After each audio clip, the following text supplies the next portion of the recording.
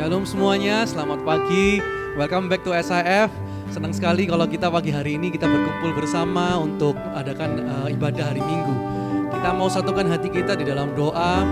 Tuhan, terima kasih Tuhan. Kami sungguh bersyukur Tuhan kalau Engkau sangat baik Tuhan dalam kehidupan kami. Kalau sampai hari ini Tuhan kami masih boleh beribadah, kami masih boleh memuji dan memuliakan nama-Mu Tuhan. Itu semua karena anugerah-Mu ya Tuhan. Hari ini Tuhan kami mau menyiapkan hati kami Tuhan. Kami ingin Tuhan untuk memberikan yang terbaik Tuhan, pujian dan penyembahan kami Tuhan, supaya itu bisa menyenangkan hati-Mu saja ya Tuhan. Terima kasih Tuhan, kami siap untuk memulai ibadah kami hari ini Tuhan. Di dalam nama Tuhan Yesus kami berdoa dan mengucap syukur. Haleluya, amin.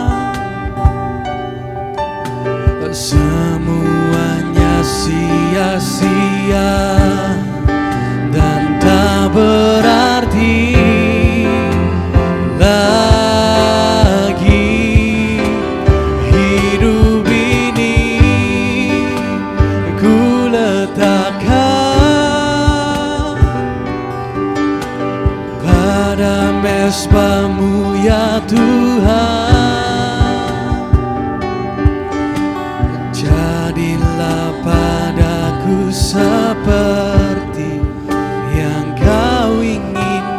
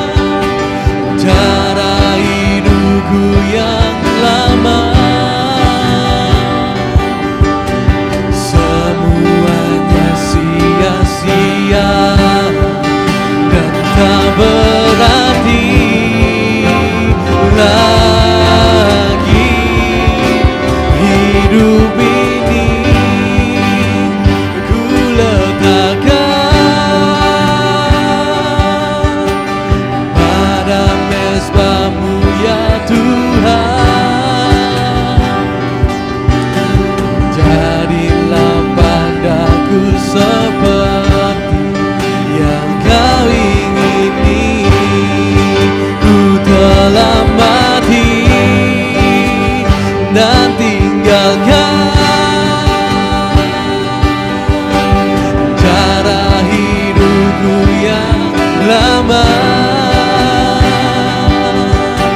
Semuanya sia-sia dan tak berarti lagi.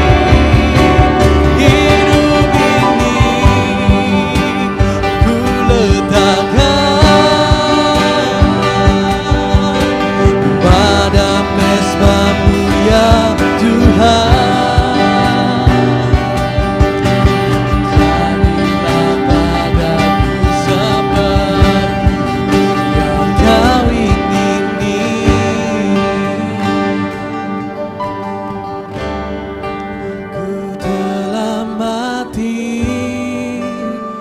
Dan tinggalkan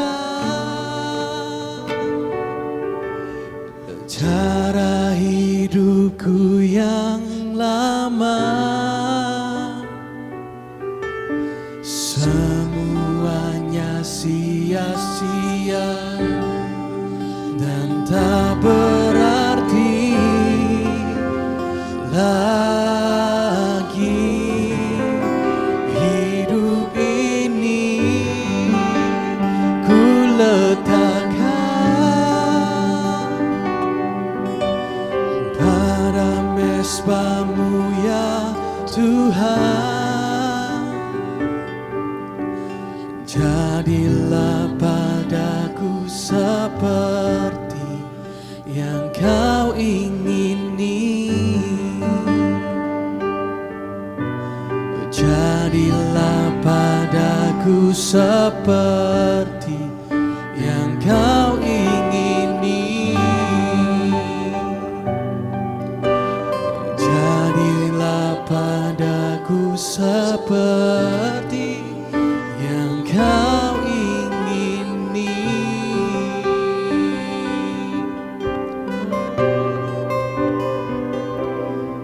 Haleluya. Terima kasih.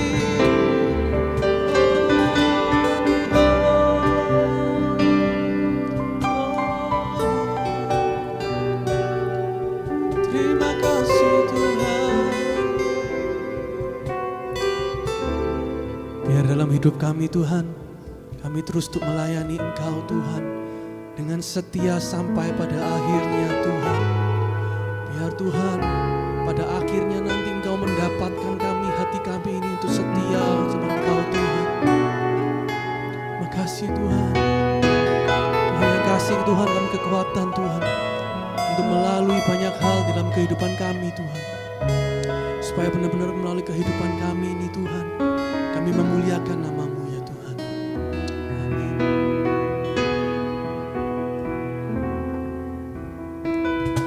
Selidiki aku, lihat hatiku, apakah ku sungguh mengasihi-Mu Yesus. Kau yang Maha tahu dan menilai hidupku, tak ada yang tersembunyi bagi-Mu. Telah kulihat kebaikan-Mu yang tak pernah habis di hidupku. Ku berjuang sampai akhirnya Kau dapati aku tetap setia. Selidiki kami Tuhan, selidiki hati kami ya Tuhan.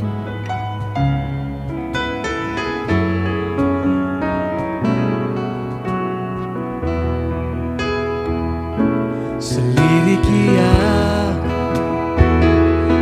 lihat hatiku, apakah ku sungguh mengasihi Yesus.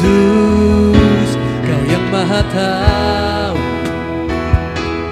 dan menilai hidupku, tak ada yang tersembunyi bagi-Mu.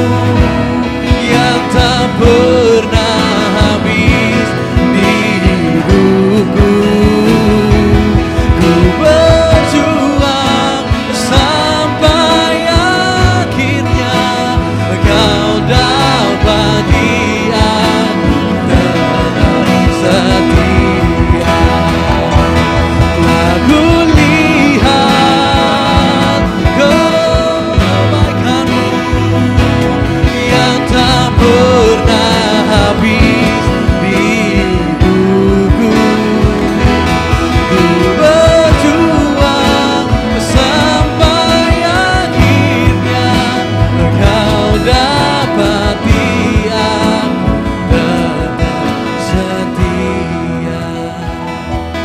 Telah kulihat kebaikan-Mu yang tak pernah habis di hidupku. Ku berjuang sampai akhirnya Kau dapati aku tetap setia. Telah kulihat kebaikan-Mu yang tak pernah di hidupku.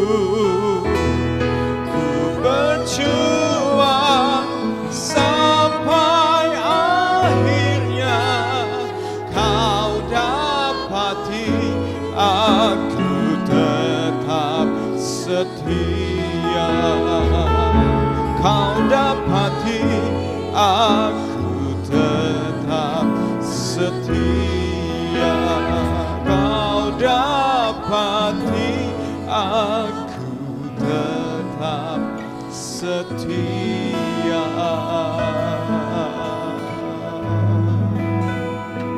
Ini kerinduan kami Tuhan. Engkau mendapati kami setia. Engkau mendapati kami sedang bekerja melakukan kehendak-Mu ya Tuhan. Sehingga seperti hamba yang setia dan bijaksana, Engkau yang telah mempercayakan kepada hamba itu untuk mengerjakan satu tugas. Demikian juga Tuhan, kami di muka bumi ini sebagai orang-orang yang sudah diselamatkan, Engkau memberikan kami tugas, Engkau memberikan kami assignment. Masing-masing kami punya assignment yang berbeda-beda. Tetapi di dalam setiap assignment itu, di dalam tugas itu, Engkau menuntut kami untuk terus bekerja, untuk terus melakukan apa yang menjadi kehendak-Mu, sehingga Engkau dapati kami setia ya Tuhan. Kami mengucap syukur, kami mau sekali lagi mau menikmati firman Tuhan, roti hidup. Mari ya Tuhan, Engkau melayani kami untuk makan roti firman Tuhan. Dan Engkau melayakkan setiap kami. Jamah hati kami, bukakan pikiran kami, dan tajamkan telinga kami untuk kami dapat menangkap firman Tuhan. Di dalam nama Yesus kami bersyukur. Haleluya. Amin, amin, amin. Puji Tuhan. Puji Tuhan. Haleluya, haleluya. Silakan saudara-saudara kembali duduk ke tempat masing-masing. Dan shalom saudara-saudara, apa kabar? Saya berdoa dan berharap setiap saudara-saudara ada di dalam keadaan yang sehat, dalam keadaan yang prima, dalam segala kesehatan saudara-saudara, kesehatan keuangan, kesehatan fisik. Kiranya Tuhan menolong saudara-saudara untuk tetap stay fit dalam keadaan seperti sekarang ini. Dan hati yang gembira adalah obat, kata firman Tuhan. Jadi saudara-saudara, jangan sampai saudara kehilangan hati yang bersukacita. Dan mari kita akan bersama-sama saudara-saudara mendengarkan firman Tuhan pada pagi hari ini. Dan saya mengajak kita untuk merenungkan kembali firman Tuhan, Freedom in Christ. Bulan Agustus kita akan bersama-sama belajar freedom in Christ, kebebasan, kemerdekaan di dalam Kristus. Saudaraku, pagi hari ini saya akan menyampaikan satu seri dari Freedom in Christ, yaitu Dead Men Don't Sin. Orang mati tidak berdosa. Orang mati Kalau di film-film ada satu film, orang mati tidak akan mati lagi, atau orang mati tidak bisa mati. Itu bicara tentang orang yang dianggap sudah mati dan justru kemudian dia muncul kembali, dia ditakuti. Nah, saudara-saudara, ada satu prinsip firman Tuhan yang diajarkan oleh Paulus di dalam surat-suratnya yang berbicara tentang dead man don't sin. Orang yang sudah mati tidak mungkin berdosa. Saya ingat, saudaraku, bahwa Paulus juga mengajarkan tentang ilah zaman ini yang membutakan orang-orang untuk bisa melihat cahaya kemuliaan Kristus, yaitu Injilnya. Untuk melihat good news, untuk mendengar good news, kabar baik yang Yesus beritakan dianggap itu biasa-biasa saja. Dan ilah yang membutakan orang-orang untuk bisa melihat Injil itu muncul di dalam konsep-konsep, muncul dalam pemikiran-pemikiran, saudaraku. Dan ada beberapa kesesatan berpikir yang saya mau sampaikan di awal ini.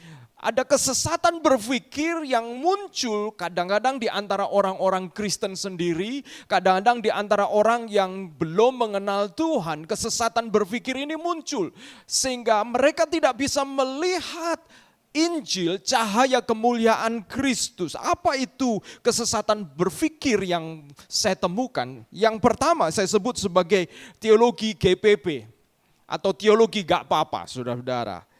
Kenapa? Karena teologi gak apa-apa ini isinya adalah gak apa-apa jatuh dalam dosa, kan kita masih manusia. Nanti kan kita juga diampuni Tuhan. Karena mengetahui bahwa Tuhan adalah Tuhan Maha Pengampun, gak apa-apa berdosa. Lalu gak apa-apa, yang penting minta ampun kepada Tuhan. Walaupun kita berbuat dosa lagi dan dosa lagi, yang penting minta ampun. Ini teologi GPP, gak apa-apa. Gak apa-apa, hidup kan hanya sekali, ya dinikmati. Gak apa-apa. Gak apa-apa, semua orang ya masih berdosa sedikit-sedikit. Namanya juga manusia, tidak ada yang sempurna. Pernahkah saudara mendengar kalimat-kalimat yang seperti ini atau kalimat-kalimat yang mirip seperti ini? Teologi GPP, saya menyebutnya teologi GPP, itu adalah kesesatan berpikir, saudaraku. Kesesatan berpikir yang lain, saya sebut teologi AIM, anugerah itu murah. Hukum kasih karunia Allah dianggap itu terlalu lunak. Karena Allah telah mengampuni dan kemudian karena pengakuan kita bahwa kita manusia berdosa, saya mengaku dosa lalu Allah mengampuni dan kemudian dosa diampuni begitu saja sehingga dipikir anugerah itu sesuatu yang gampangan, anugerah itu murah. Dan karena anugerah itu murah maka tidak benar-benar dihargai dengan hidup menjadi semakin serupa dengan Kristus. Kenapa? Karena saya sudah menerima anugerah itu. Sehingga kadang-kadang sekali selamat menjadi selamat. Karena saya melihat bahwa anugerah Tuhan itu begitu berotoritas, begitu powerful, kemudian free. Itu bukan berarti itu sesuatu yang murahan, itu cheap. Saudara-saudara, begitu berkuasanya ada orang yang mengatakan karena Allah itu sempurna dan pengorbanan Kristus itu sempurna dan kesempurnaannya tidak bisa diganggu gugat oleh karena ketidaksempurnaan kita. Betul, kesempurnaan Kristus, pengorbanannya tidak bisa diganggu gugat oleh kita, tetapi jangan sampai kemudian menghasilkan pola pikir anugerah itu menjadi murah, saudaraku. Dan kadang-kadang memang itulah sifat manusia. Ketika kebaikan itu diberikan, maka kemudian menganggap remeh orang yang memberikan kebaikan, saudara-saudara. Sekali-kali perlu dijewer, sekali-kali perlu diselentik, sekali-kali perlu diingatkan. Ada teologi EGP, emang gua pikirin, saudara-saudara. Halah, tidak usah bicara-bicara tentang dosa. Siapa sih yang tidak berdosa? Siapa sih di antara kita yang tidak berdosa? Saudaraku, ini teologi-teologi kadang-kadang mungkin di dalam komsel-komsel, ya saya masih lah, namanya juga manusia, nggak apa-apa lah. Yang EGP ini lebih bicara tentang cuek, udahlah nggak usah ngomong-ngomong gitu. Saudara-saudaraku, memang kita masih manusia berdosa. Tetapi mari kita akan bongkar kesesatan berpikir ini yang sesungguhnya menyebabkan orang tidak serius dengan dosa. Menyebabkan orang tidak bisa mengalami true freedom, kebenaran yang sejati di dalam Kristus. Menjadi Kristen iya, tetapi masih nggak serius dengan dosa dan tidak mengalami kebebasan di dalam Kristus yang sesungguhnya. Kenapa? Karena ada kesesatan berpikir yang terus-menerus dibiarkan terjadi, saudaraku. Saya mengajak membaca Roma pasal 6 ayat 1 sampai 13. Paulus juga menangkap kesesatan berpikir ini sehingga awal-awal Paulus sudah bicara ini. Roma pasal 6 ayat 1 sampai 13 mengatakan demikian. Jika demikian, apakah yang hendak kita katakan? Bolehkah kita bertekun dalam dosa supaya semakin bertambah kasih karunia itu? Paulus mengatakan, kesesatan berpikir ini, bolehkah kalau begitu karena kasih karunia Tuhan itu ketika dosa itu begitu luar biasa, maka kasih karunia Tuhan itu juga lebih besar daripada dosa itu sendiri. Kalau begitu, lebih baik setelah kita diampuni, ya berdosa lagi supaya kasih karunia makin besar kita terima.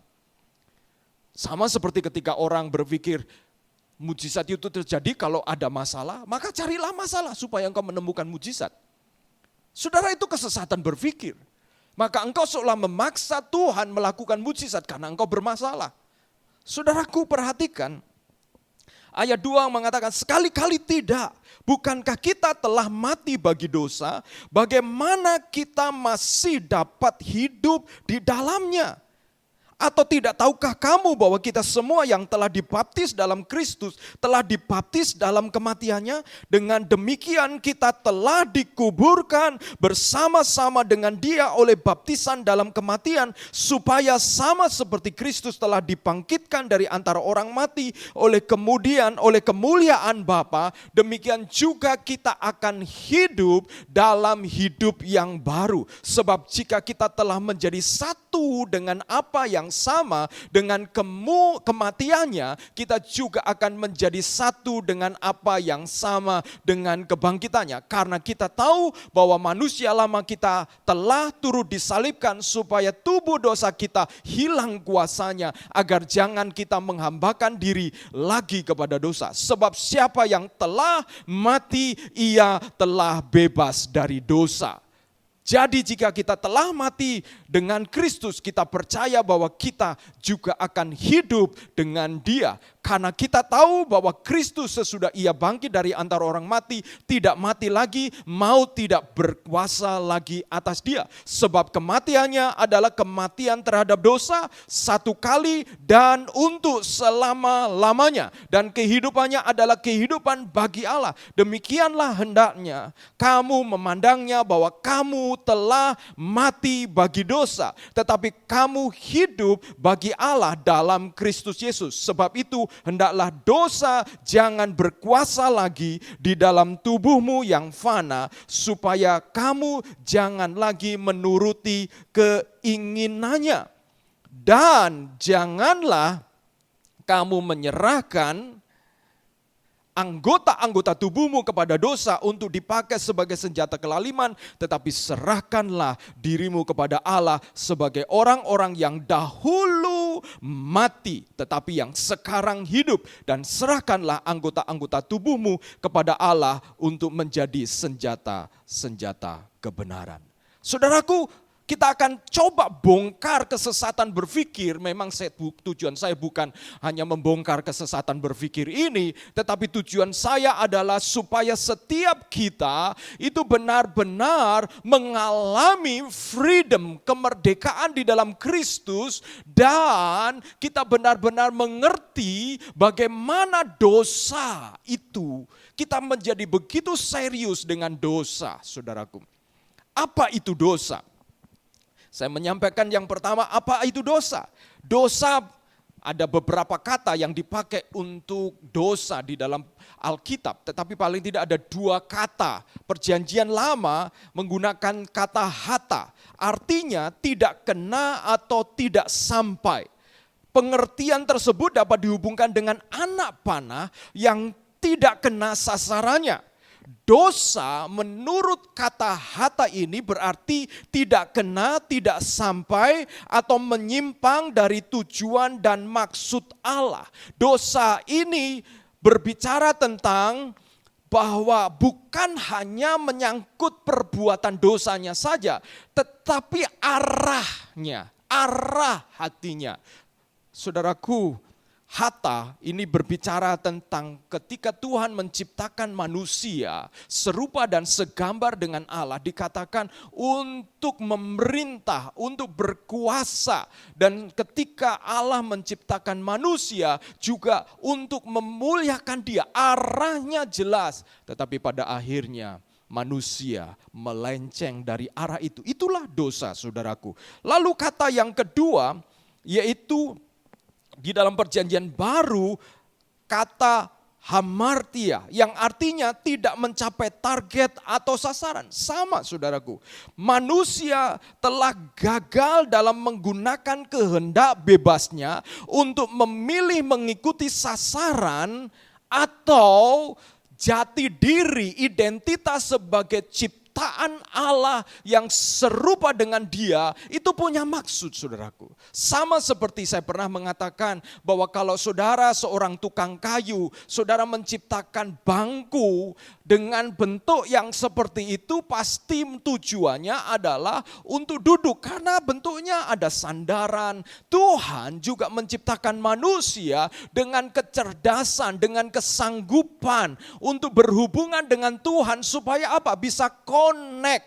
Tetapi karena dosa melenceng dari sasaran yang Tuhan kehendaki, maka kemudian apa akibatnya? Rusak gambar diri itu sehingga manusia terputus hubungannya dengan Allah.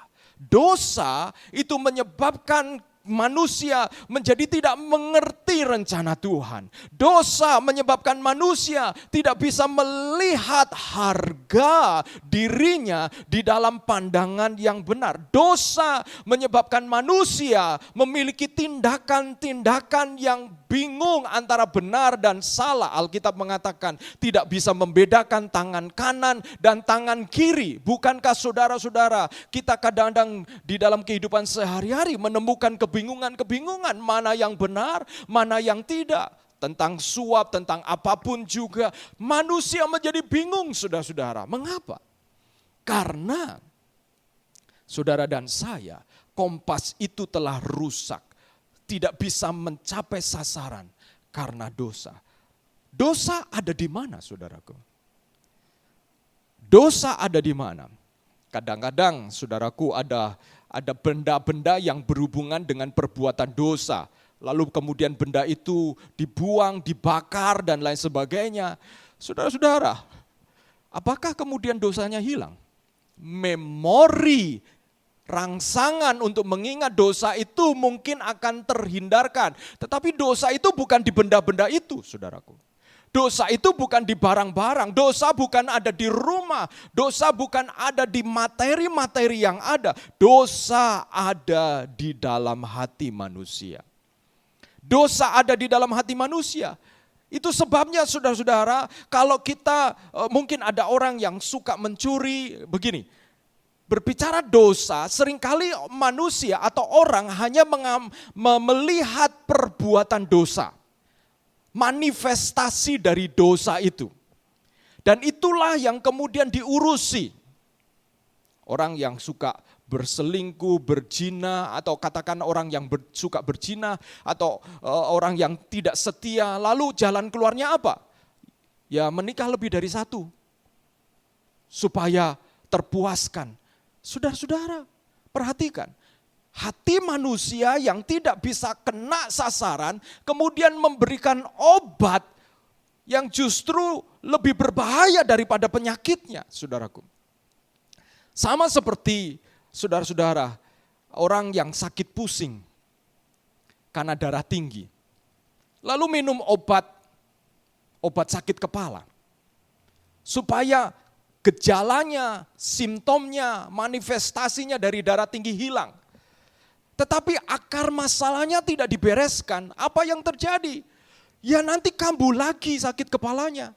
Sebab hati sebagai tempat dosa itu bercokol tidak dibereskan.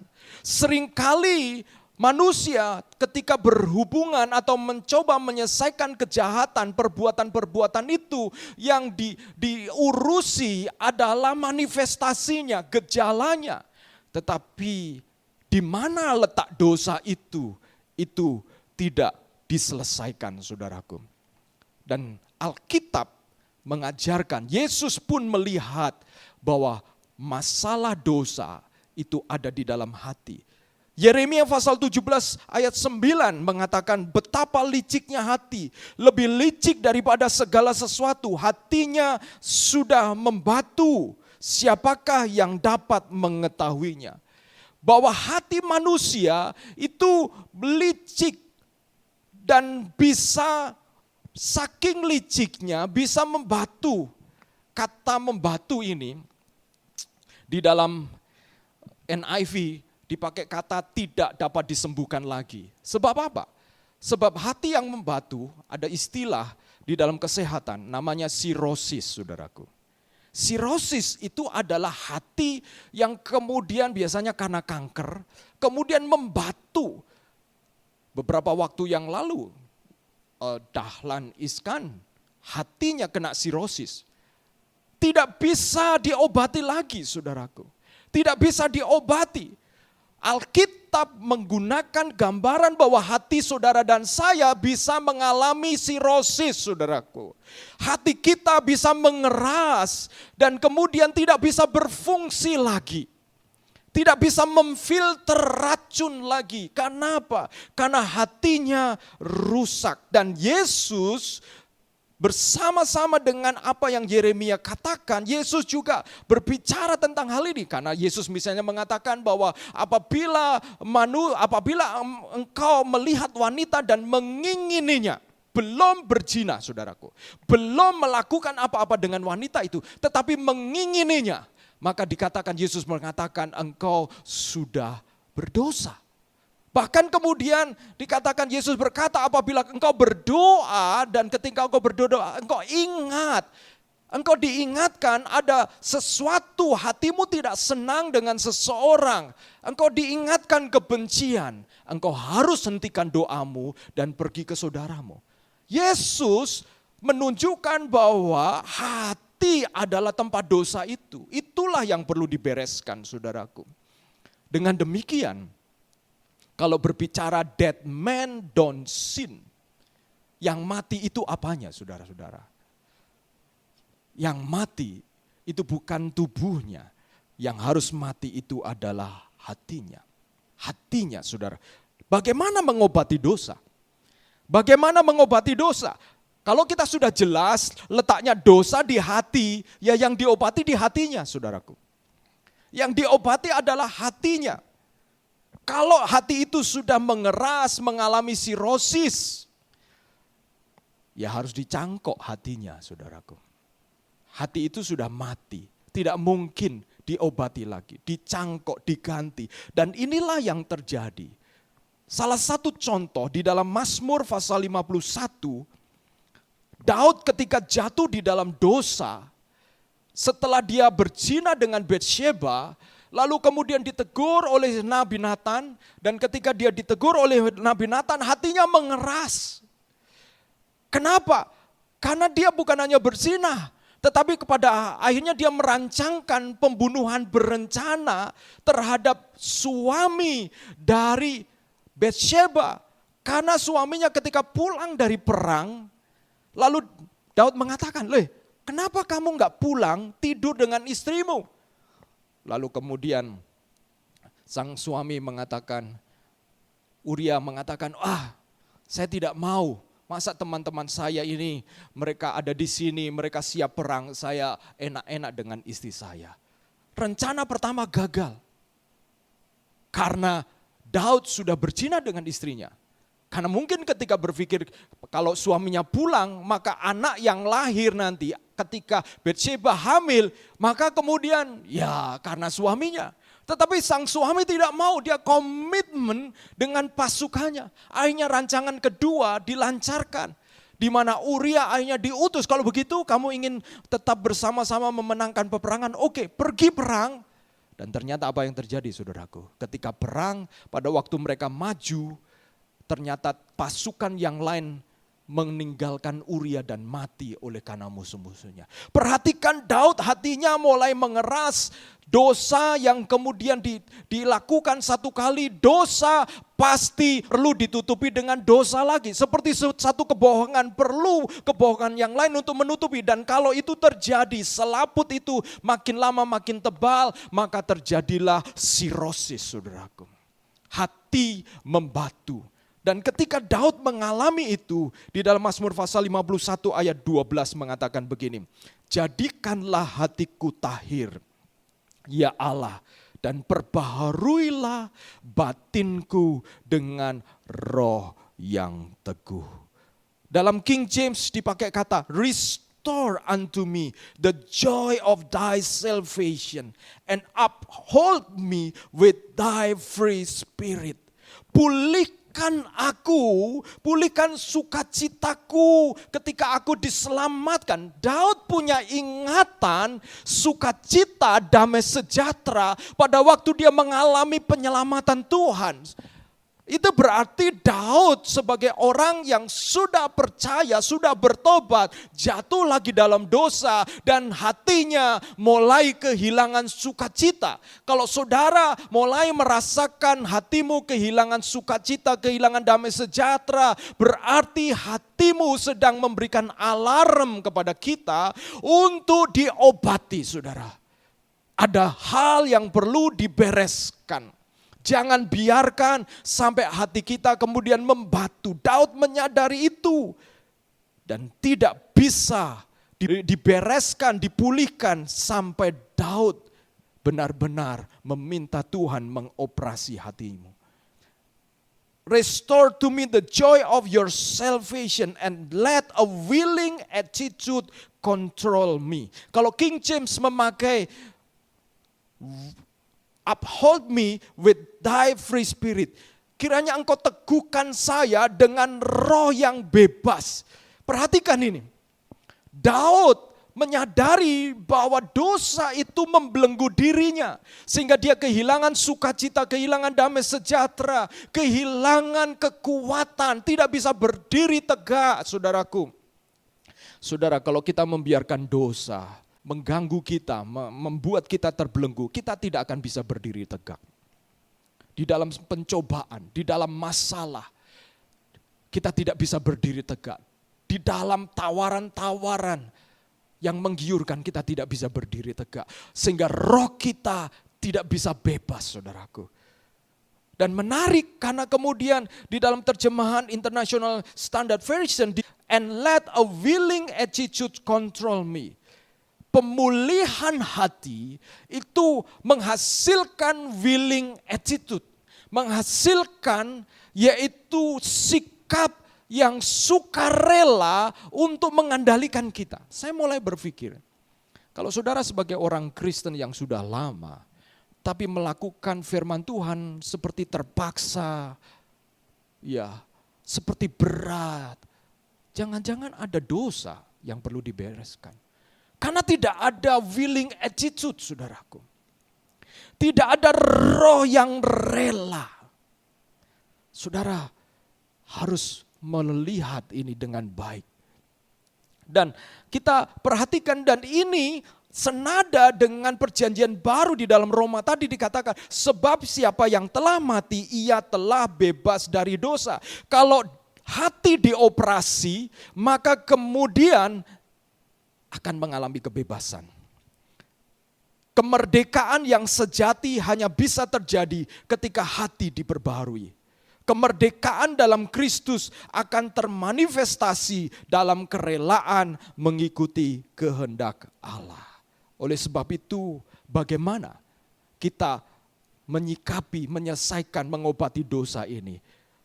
Persembahkanlah jiwa yang hancur dan hati yang patah serta remuk. Daud melakukan ini. Dalam Mazmur 51 ayat 19 Daud mengatakan, korban sembelihan kepada Allah ialah jiwa yang hancur, hati yang patah dan remuk tidak akan kau pandang hina ya Allah. Saudaraku, kadang-kadang kalau kita merasa bersalah dengan seseorang, kita nggak minta maaf, tapi kita berusaha membaikin dia. Betul kan? Kita kirim dia, kita kasih makanan, dia traktir dia. Ya, kita sulit ngomong maafkan saya, saudara-saudara. Hatimu tidak bisa hancur. Engkau berusaha melakukan sesuatu dan seiring dengan waktu engkau merasa it's okay, hubungannya balik lagi. Dengan Tuhan saudara tidak bisa begitu. Dengan Tuhan saudara tidak bisa datang dan kemudian Tuhan saya mau memberi persepuluhan. Karena saudara sedang merasa ada dosa. Atau Tuhan saya ingin menyumbang. Karena saudara sebenarnya ada hal yang saudara lakukan. Saudara mungkin kemudian saya mau terlibat pelayanan, membaikin Tuhan. Saudara hatimu harus hancur, jiwamu harus remuk. Supaya ini menjadi korban persembahan. Daud mengatakan korban sembelihan. Berarti harus ada kematian saudaraku. Seperti binatang yang disembelih harus ada kematian, barulah muncul korban itu. Hati kita harus mengalami kematian. Seperti apa saudaraku? Korban sembelihan jiwa yang hancur dan hati yang remuk itu berarti 3 hal. Yang pertama, mati terhadap dosa. Di dalam Roma pasal 6 ayat 2 dikatakan, sekali-kali tidak, bukankah kita telah mati bagi dosa, bagaimanakah kita masih dapat hidup di dalamnya. Ini saya mau sampaikan kepada kita semua tentang kesesatan berpikir tadi. Ya enggak apa-apa, kita sudah Kristen, toh nanti kalau berdosa diampuni. Paulus mengatakan, hei kamu pikir ketika kamu makin berdosa kasih karunia makin berbanyak. No, sebab konsepnya itu bukan soal pengampunan, konsepnya soal kematian. Kalau engkau bertobat, engkau terima Tuhan, engkau sudah mati 1 kali cukup. Tapi kalau engkau masih hidup di dalam dosa berarti engkau belum mati saudaraku. Engkau belum mati, engkau setengah mati. Engkau mati suri. Paulus mengatakan gak mungkin. Pak, kalau begitu kita nggak bisa berdosa lagi. Saudara-saudara, Paulus tidak sedang mengatakan itu. Tapi Paulus sedang mengatakan kalau hati kita mati, maka sebenarnya kita tidak akan berpikir it's okay. Kita jatuh dalam dosa lagi, lalu minta ampun lagi, jatuh dalam dosa lagi, minta ampun lagi. Sikap itu yang Paulus ingin koreksi saudaraku. Tidak membiarkan dosa berkuasa atau mulai memperbudak kita lagi. Mati terhadap dosa. Itu tekanannya adalah dosa tidak menimbulkan feeling tertentu lagi kepada kita. Kita tidak tertarik mati terhadap dosa itu, kita tidak tertarik lagi dengan dosa. Jiwa kita itu tidak bergetar lagi dengan dosa. Kalau ada orang yang mungkin dulu terlibat dengan dosa apapun, dosa perjudian, perjinahan apalagi, lalu temannya datang dan mengatakan, yuk main ini lagi. Hatimu tidak bergetar lagi untuk kemudian thrilling begitu. Excitement itu muncul lagi. Kenapa? Karena kita telah mati dengan dosa itu saudaraku. Yang kedua, dikuburkan bersama-sama dengan Kristus, dengan kematian Kristus. Kematian Kristus adalah pernyataan kerelaan Kristus melakukan kehendak Allah Bapa. Ketika Kristus di Taman Getsemani, dia bergumul untuk melakukan kehendak Bapanya, yaitu mati di atas kayu salib atau tidak. Jadi ketika saudara dan saya menjadi satu hati kita dengan kematian Kristus, itu artinya apa? Saudara mengambil resiko seperti Kristus mengambil resiko ketika dia melakukan kehendak Bapanya. Jadi hal yang kedua, kematian atau menjadi hati kita menjadi satu dengan kematian Kristus, artinya saudara dan saya harus berani mengambil resiko. Seperti Kristus mengambil resiko. Ini yang kadang-kadang tidak dibicarakan. Ketika kita mengatakan, Tuhan, ampuni saya. Tuhan, saya mau mati bersama dengan Engkau. Dosa-dosa saya mau mati bersama dengan Engkau. Lalu kemudian ketika menghadapi resiko kita tidak berani. Resiko untuk melakukan kehendak Bapa, kita tidak berani. Padahal kematian bersama dengan Kristus, Kristus tidak mungkin mati di atas kayu salib kalau dia tidak mengambil resiko. Dia mengambil resiko untuk mengikuti kehendak Bapanya. Orang-orang Kristen yang tidak berani mengambil resiko, berarti orang-orang itu adalah orang yang belum mati bersama dengan kematian Kristus. Kita masih terus bertumbuh. Lalu kemudian setelah mati bersama dengan Kristus, kemerdekaannya seperti apa? Kemerdekaannya itu hidup bagi Allah. Cara membuat hati kita tetap mati bagi dosa bersama dengan kematian Kristus adalah dengan terus menerus hidup bagi Allah. Karena kalau tidak, kita ini terus mengurusi dosa. Yang diutak-atik dosa, khotbah tiap minggu dosa, bukan itu caranya. Setelah kita sadar tentang dosa, kita diajar untuk hidup bagi Allah. Ada kegairahan baru hidup bagi Allah. Makanya Paulus sekalipun dia di penjara, dia bisa mengatakan begini, bagiku hidup adalah Kristus dan mati adalah keuntungan. Kenapa? Karena dia melihat hidupnya bagi Kristus, di penjara untuk Kristus, memberitakan Injil untuk Kristus. Ketika dia bisa bekerja membuat kemah juga untuk Kristus, saudaraku. Paulus adalah orang yang suka keluyuran jalan-jalan. Itu sebabnya dia begitu lincah kemana-mana. Dan ketika dia harus di penjara, dia pun menerima itu. Kenapa? Karena dia menyadari hidupnya untuk Kristus, untuk Allah. Di dalam Roma pasal 6 ayat 11 mengatakan, demikianlah hendaknya kamu memandangnya bahwa kamu telah mati bagi dosa, tetapi kamu hidup bagi Allah dalam Kristus. Memandangnya, perspektif. Saudaraku, saya mau akhiri dengan membaca Roma pasal 12 ayat 1 dari The Message, pasal 1 dan 2. Yang mengatakan begini dalam bahasa Inggris. So here's what I want you to do. God helping you.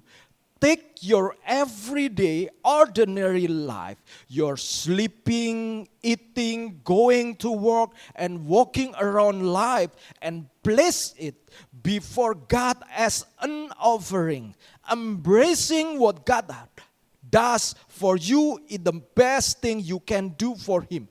Don't become so well adjusted to your culture that you fit into it without even thinking. Instead, fix your attention on God. You will be changed from the inside out. Readily recognize what He wants from you and quickly respond to it. Unlike the culture around you, always dragging you down to its level of immaturity, God brings the best of you, develop well-formed maturity in you. Jadi ini yang saya mau saudara lakukan. Tuhan menolong saudara, ambillah kehidupan sehari-hari, kehidupanmu yang biasa. Tidur, makan, bekerja, dan aktivitas setiap hari. Dan berikan itu di hadapan Allah sebagai persembahan. Menerima apa yang Allah lakukan bagi saudara adalah perkara yang terbaik untuk saudara lakukan bagi Dia. Jangan begitu menyesuaikan norma-norma saudara dengan dunia ini tanpa memikirkannya. Tetapi justru fokuskan perhatian saudara kepada Allah. Saudara akan diubah dari dalam keluar. Kenalilah apa yang Allah inginkan bagi saudara dan dengan cepat responi itu. Tidak seperti budaya di sekitarmu yang selalu menurunkan level kedewasaanmu. Allah membawamu kepada yang terbaik dari dirimu, mengembangkan kedewasaanmu dengan sempurna. Saudaraku, mengapa ada orang-orang Kristen yang tidak dewasa-dewasa?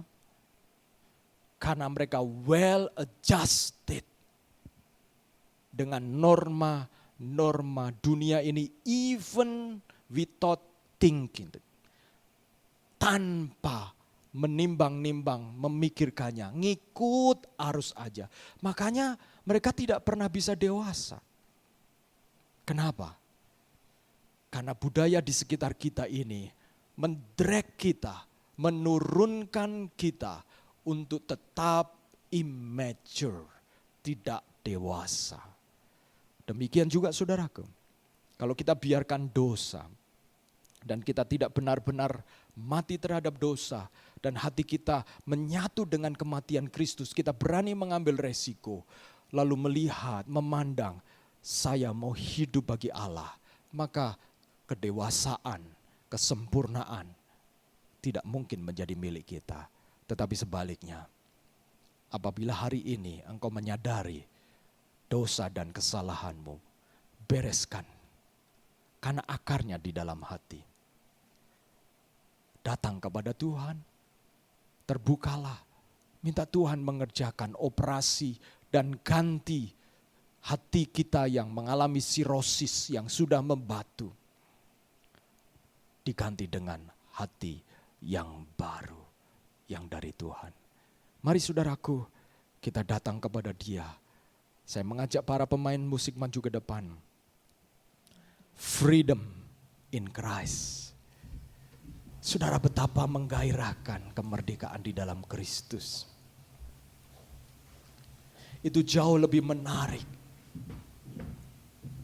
daripada semua fasilitas gereja yang bisa tawarkan, yaitu kehidupan yang bebas, yang memiliki sukacita, bukan oleh karena sekedar ada musik, ada lagu, tetapi sukacita yang mengalir dari hati. Musik dan lagu akan menjadi bagian untuk kita mengekspresikannya, sehingga hati bertemu dengan ekspresi yang tepat akan menghasilkan satu atmosfer di mana Allah bertahta di atas pujian saudara dan saya.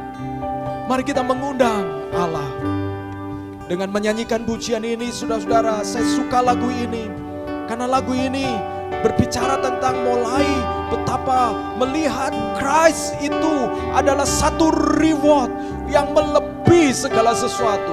Satu upah, satu kebenaran, satu hadiah yang kita terima yang jauh lebih besar dari segala sesuatu.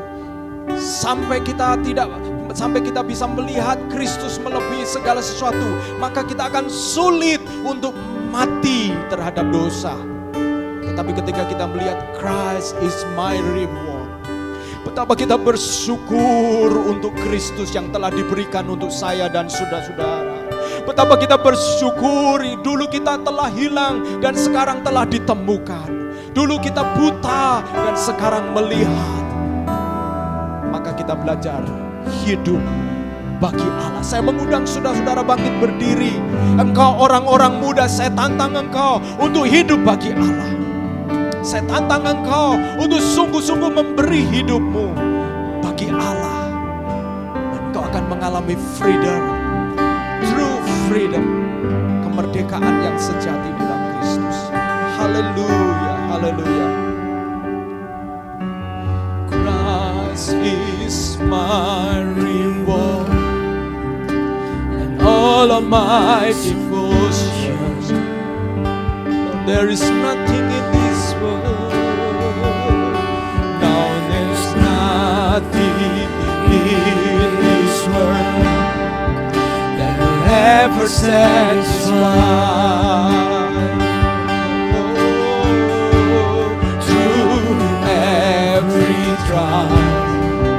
My soul will sing, no turning back. I've been set free. Christ is enough for me. Christ is enough for me. Everything I need is in you. Everything I need. All in all, the joy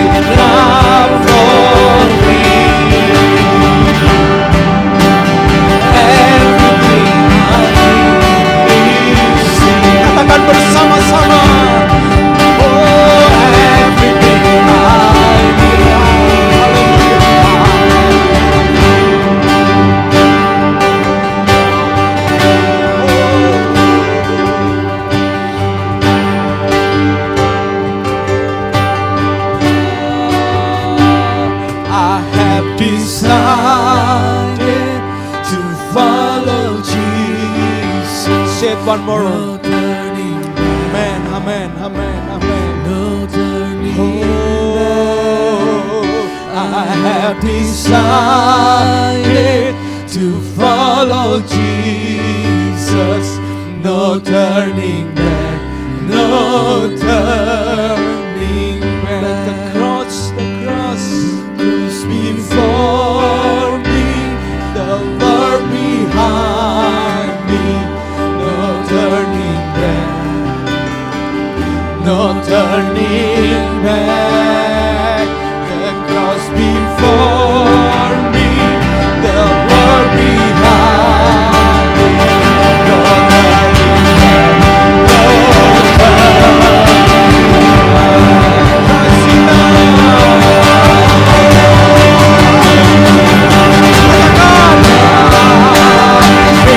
back, no Yesus cukup bagi sekarang.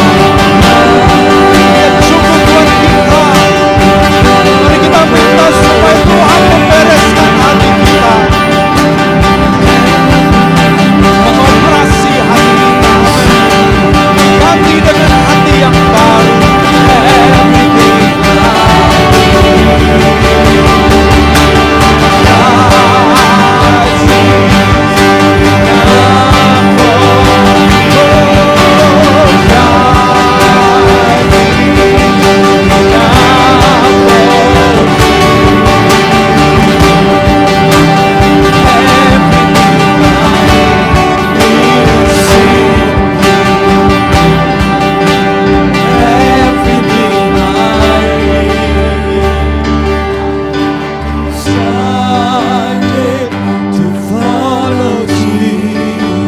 Kiranya menjadi doa kita.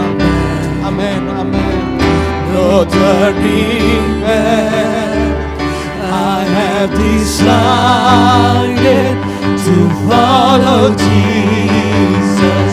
No turning back, no turning back. The cross before me, the world behind me. No turning back, no turning back. The cross before me, the world behind me. No turning back, no turning back. Saudara-saudara, firman Tuhan mengajarkan apabila engkau benar-benar mati, ada 3 hal ini. Engkau mati terhadap dosa. Itu artinya engkau kehilangan rasa yang nikmat terhadap dosa yang pernah engkau lakukan. Engkau melihat bahwa dosa itu bukan sesuatu yang menyenangkan lagi. Karena dosa itu telah menjadi kutuk bersama dengan Kristus di atas kayu salib. Telah menjadi satu dengan kematiannya. Maka engkau kehilangan rasa terhadap dosa. Dan yang kedua, saudaraku, engkau hatimu akan menjadi satu dengan kematian Kristus, di mana engkau berani mengambil resiko melakukan kehendak Allah. Ini cirinya ketika hatimu menjadi satu dengan kematian Kristus. Engkau berani mengambil resiko imanmu. Engkau bangkitkan untuk percaya bahwa kehendaknya adalah kehendak yang terbaik buat engkau. Dia sanggup mengubah batu menjadi roti. Dia sanggup mengirimkan 40 tahun roti setiap hari kepada umatnya. Kalau hatimu dipenuhi oleh kekhawatiran sehingga engkau berkompromi, engkau datang kepada Tuhan. Tuhan, engkau tolong supaya hatiku menjadi satu dengan kematianmu. Belajar mengambil resiko. Dan yang ketiga, engkau akan mengalami kegairan baru, bahwa setiap hari adalah hidup untuk Allah. Setiap hari, setiap apa yang kita lakukan adalah hidup untuk Allah. Dan kebebasan, kemerdekaan yang sejati pasti engkau alami. Mari kita akan berdoa bersama-sama. Dan sebelum berdoa, saya mengajak kita nyanyikan bagian I have decided sebagai doa kita bersama-sama. Mari saudaraku, perbaharui hatimu. Perbarui hatimu. Jangan sampai hatimu mengalami sirosis. Hatimu membatu. Minta operasi, ganti dengan hati yang baru. Haleluya. I have decided to follow Jesus. No turning back. No turning back. I have decided to follow Jesus. No turning back. No turning back. The cross before. Amin Tuhan, amin Tuhan. Kami mau fokus hidup untuk Allah. Kami melihat the cross, salib itu di depan kami, menuntun kami. Dan segala keinginan daging, segala kesenangan dunia itu ada di belakang kami, kami tinggal.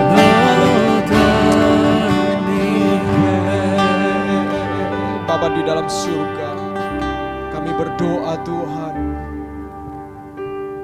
kiranya Engkau datang seperti Engkau datang kepada Daud datang. Sehingga Daud menyadari bahwa hatinya perlu ditahirkan. Kami berdoa ya Tuhan, apabila ada di antara saudara-saudara kami yang sedang mendengarkan firman-Mu, mereka disadarkan akan dosa mereka di dalam hati mereka. Hamba-Mu berdoa, tahirkan, pulihkan hati mereka, sehingga mereka mengalami kembali sukacita keselamatan itu. Dan mereka akan mengalami willing attitude, roh yang rela untuk melakukan kehendak Bapa. Kalau ada di antara kami yang ogah-ogahan, yang berat melakukan kehendak Bapa, kemungkinan ada yang sedang memberati kami.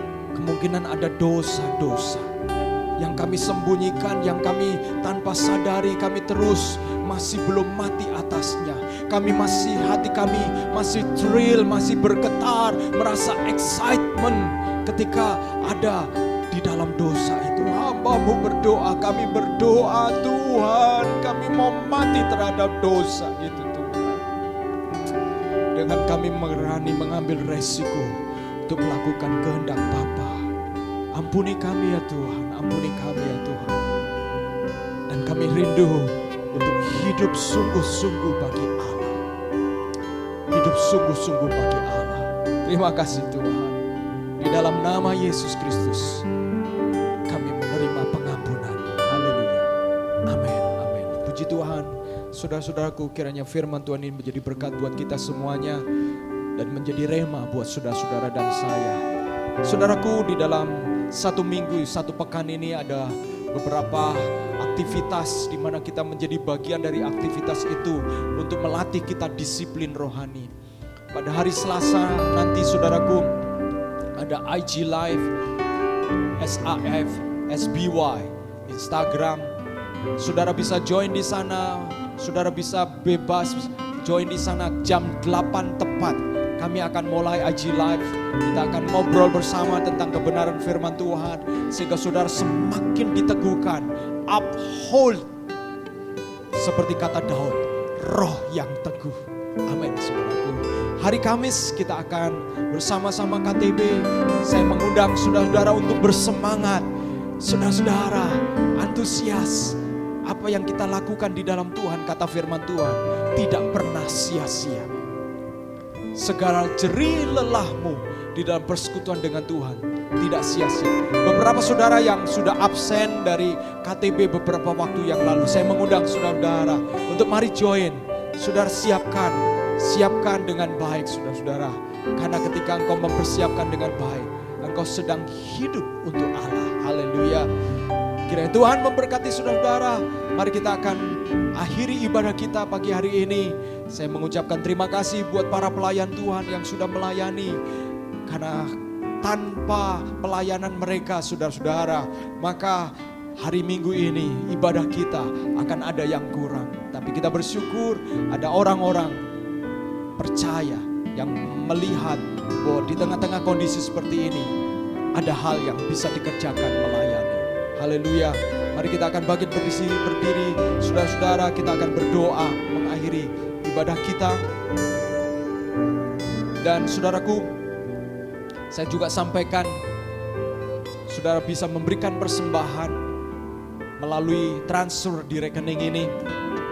Kami semua berdoa kiranya Tuhan memberkati apa yang kau kerjakan. Dan setiap benih yang kau tabur akan tumbuh. Dan di dalam waktu Tuhan, kata firman Tuhan, engkau akan menuai apa yang kau taburkan. Tuhan memberkati persembahan persepuluhan saudara-saudara dan juga persembahan misi saudara-saudara. Mari kita akan akhiri di dalam doa. Kita akan bersama-sama berdoa.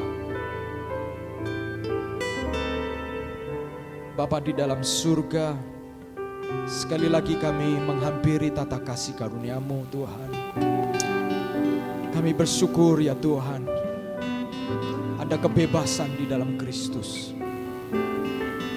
Ada kemerdekaan di dalam Engkau, kemerdekaan terhadap dosa. Kami mau hidup bagi Engkau Tuhan. Roh Kudus, hamba-Mu berdoa, Engkau berikan kegairahan di baru untuk hidup sungguh buat Engkau. Melayani Yesus terasa manis. Melakukan firman Tuhan akan terasa manis. Ada kegairahan baru Tuhan. Hamba-Mu berdoa Tuhan buat jemaat-Mu. Apabila ada di antara mereka yang bergumul, Tuhan Engkau berikan kemenangan di dalam pergumulan mereka. Engkau berkati pekerjaan mereka. Engkau berkati studi dari jemaat-Mu. Engkau berkati usaha-usaha yang mulai dikerjakan. Hal-hal baru yang mulai dikerjakan. Yang sebelumnya tidak pernah dikerjakan. Tetapi sekarang dengan iman mulai dikerjakan. Tuhan, kami berharap kepada Engkau saja. Kalau burung pipit saja Tuhan perhatikan, apalagi anak-anak-Mu Tuhan. Engkau akan memperhatikannya. Demikian juga kami berdoa Engkau berkati setiap hubungan yang ada. Hubungan-hubungan di dalam berpacaran Engkau berkati. Hubungan-hubungan itu akan diwarnai dengan kekudusan. Hubungan-hubungan itu akan diwarnai untuk kesungguhan semakin dewasa hidup bagi Allah. Hamba juga berdoa hubungan suami istri yang ada. Apabila ada hubungan-hubungan yang renggang, yang retak, Tuhan hamba-Mu berdoa, Engkau akan mengoperasinya, memberikan hati yang baru ya Tuhan. Sehingga ada cinta yang baru, yang bersemi di tengah-tengah rumah tangga yang ada. Hamba juga berdoa apabila ada kerenggangan hubungan antara anak dengan orang tua. Karena Tuhan juga mengoperasi hubungan itu Tuhan. Dan memberikan hati yang baru, kasih yang baru. Tuhan, sehingga setiap kami akan mengalami sukacita, keselamatan itu kembali.